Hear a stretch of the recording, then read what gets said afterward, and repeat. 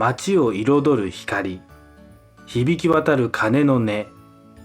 毎年12月25日、世界は一つの祝祭に包まれます。クリスマス。キリストの降誕を祝うキリスト教世界最大の祝日です。しかし、この神聖な日には、誰もが知らない一つの謎が隠されています。聖書をどれほど探しても、イエス・キリストが生まれた正確な日付はどこにも記されていません。それにもかかわらず、なぜキリストの降誕日は真冬の12月25日と定められたのでしょうか。その答えを求めて、私たちはキリスト教が生まれるはるか以前、巨大な異教の祭典が世界を支配していた古代ローマ帝国の闇へと分け入ります。こんにちは、がっちゃんです。ご視聴ありがとうございます。それでは早速本編に入りましょ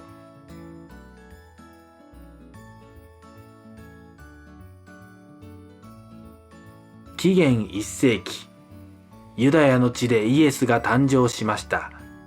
その記述はルカ伝やマタイ伝にありますが、羊飼いが野外で夜通し羊を守っていたという記述から、温暖な季節だった可能性が高いとされています。事実、古代のキリスト教徒たちはイエスの誕生日を祝うという概念自体をさほど重視していませんでした。彼らにとって最も重要だったのは、イエスが人類の罪をあがなった復活祭、イースターだったからです。紀元2世紀、キリスト教徒が広がりを見せる中で、信者たちはイエスの人生における重要な日付を特定しようと試みます。しかし、初期の教会には様々な説が存在しました。1月6日、3月20日、4月18日。日付はバラバラでした。なぜ統一する必要があったのでしょうか。それは、教団をまとめ、異教徒の祭りと対抗するため。そして、紀元4世紀、ローマの教会がある決定的な日付を打ち出します。12月25日です。この決定の裏には、キリスト教を公認し、後に国教へと導いたローマ皇帝たちの政治的な思惑と、当時のローマ市民の生活に深く根付いていた巨大な異教徒の祭典の存在がありました。12月のローマは、すでに祝祭ムードに包まれていました。それは、農耕の神サトゥルヌスを祀るサトゥルナーリア祭。この祭りは現在のカレンダーで12月17日頃から始まり1週間ほど続きました。祭りの期間中、社会の階層は一時的に崩壊します。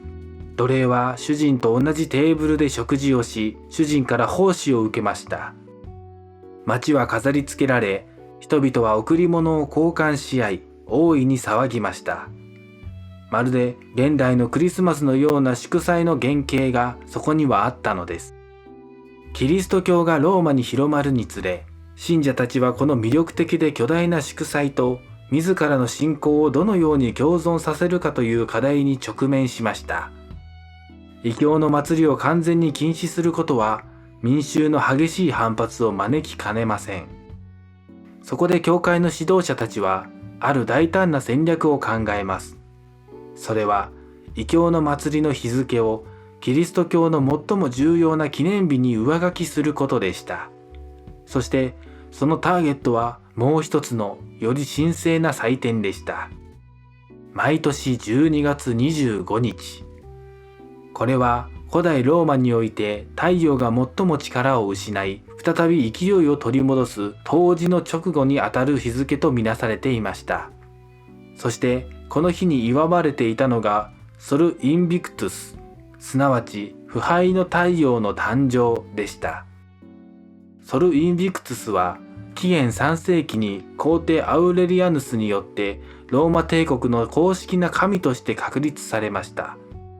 これはペルシャ起源のミトラス教などの太陽崇拝と結びつき、帝国全土で熱狂的に信仰されていました。古代の人々にとって、冬至を過ぎて日が長くなることは絶望的な寒さから生命が復活し、光が勝利することを示す象徴でした。12月25日はまさに光の神が誕生する日だったのです。教会はここで巧妙な論理を展開します。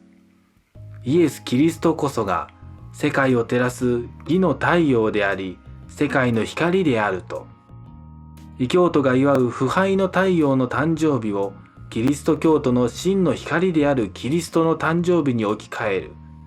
この戦略は異教徒をキリスト教へスムーズに引き込むための歴史的な大転換となりました。12月25日がキリスト教の祝日として確立された後も、その定着にはさらなる工夫が必要でした。特にローマの支配が及ばなかったヨーロッパ北部、ゲルマン民族や北欧の地です。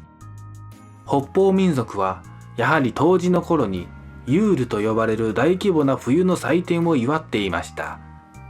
彼らは豊穣と多産を願って燃やす薪、ユールの丸太を飾ったり、常緑樹を崇拝したりする習慣を持っていました。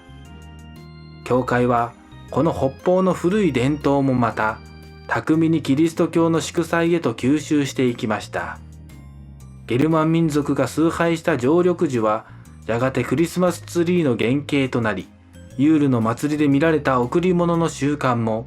キリストの誕生日を祝うプレゼント交換へと姿を変えていったのです。キリスト教は既存の文化を否定するのではなく、包み込み昇華させるという柔軟性を持つことで世界宗教へと成長しました。クリスマスはその歴史的な柔軟性の最も明確な証拠と言えます。現代、私たちが祝うクリスマス、そのにぎわいの裏側には紀元4世紀、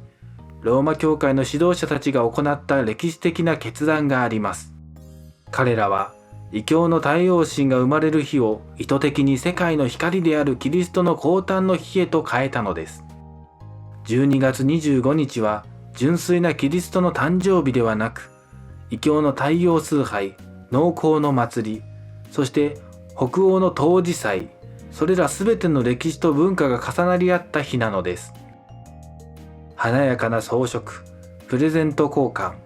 そして温かな食卓、その一つ一つが数千年にわたる人類の信仰と祝祭の歴史を物語っています。この冬、あなたがクリスマスを祝うとき、この日の起源に隠された壮大な歴史ドラマをぜひ思い出してみてください。それがこの祝祭の本当の深さなのかもしれません。